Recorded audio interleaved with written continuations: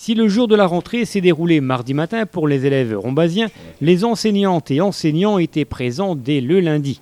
C'était aussi le jour de la rentrée pour l'équipe municipale avec à sa tête son maire, Lionel Fournier, et les différents chefs de service de la ville.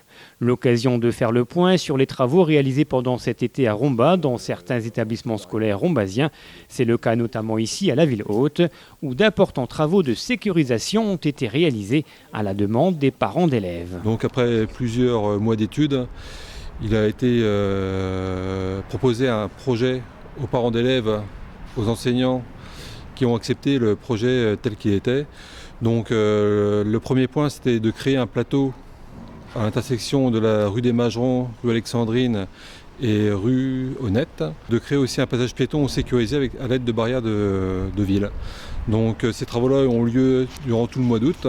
Donc ça a commencé début août avec la construction d'un muret pour agrandir la cour de l'école primaire.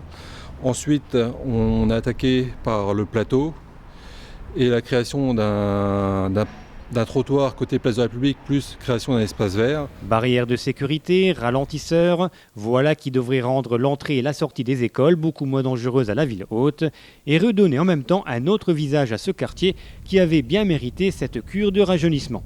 Mais attention, si la sécurité a été améliorée, la vigilance doit rester de mise. Nous sommes aux abords d'une école et qui dit école dit forcément enfants, des enfants qui n'ont pas la même perception du danger que les adultes.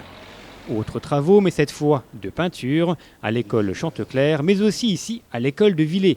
Une école où lundi après-midi, tout était prêt pour accueillir les enfants. Les kits scolaires offerts par la municipalité n'attendaient plus qu'à être distribués. Les cahiers étaient déjà couverts. Bref, une rentrée qui s'annonce plutôt bien à Romba. J'allais dire c'est le passage obligatoire vers la vie citoyenne. Ça signifie qu'effectivement il faut travailler, il faut s'investir dans ses études et puis faire en sorte que demain il puisse avoir un travail. Et donc c'est le passage. Alors pour certains c'est obligé parce que certains se disent l'école je suis obligé d'y aller. Il y en a d'autres c'est un plaisir pour apprendre. Mais je pense que c'est le passage vers le futur.